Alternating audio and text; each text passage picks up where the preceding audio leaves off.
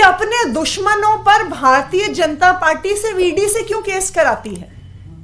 सिर्फ prevention of money laundering act में क्यों केस करवाती है। देश में इतने कानून है, प्रिवेंशन ऑफ करप्शन एक्ट है, पूरा आपका सीआरपीसी है, क्रिमिनल प्रोसीजर कोड, लेकिन भारतीय जनता पार्टी के दुश्मनों के खिलाफ या भारतीय जनता पार्टी के जो विपक्षी नेता हैं उनके खिलाफ से prevention of money laundering act में क्यों केस होता है। इसलिए होता है क्योंकि इस देश में सिर्फ एक कानून है,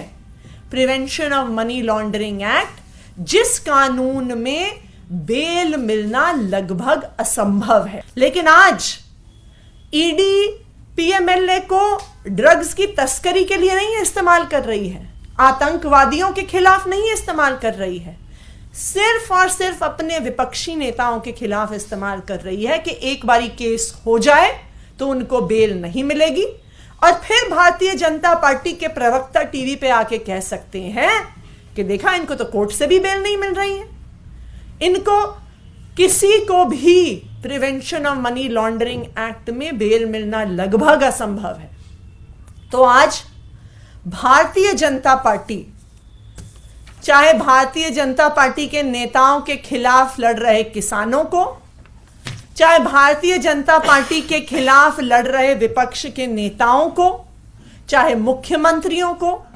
ईडी के द्वारा समन्स भिजवा रही है क्योंकि वो अपने विरोधियों को चुप करवाना चाहती है, उनका मुंह बंद करवाना चाहती है। लेकिन आज जब दो बुजुर्ग किसानों को 2 भैंसों की मौत के लिए अगर ईडी बुला लेती है तो ईडी का पर्दाफाश पूरे देश के सामने हो जाए। अभी तो अरविंद केजरीवाल को समन किया है, हेमंत सोरेन को समन कर रहे हैं, तेजस्वी यादव को समन कर रहे हैं, अब भूपेश बघेल का नंबर आ गया है। जिस स्पीड पर भारतीय जनता पार्टी चल रही है, जब तक लोकसभा का चुनाव आएगा वो विपक्ष के सारे नेताओं को जेल में डाल देगी, क्योंकि इससे अच्छा चुनाव जीतने का क्या तरीका हो सकता है,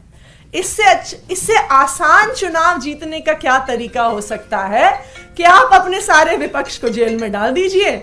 जेल में ना वो प्रचार कर पाएंगे, ना वो ठीक से चुनाव लड़ पाएंगे और आप चुनाव जीत जाएंगे।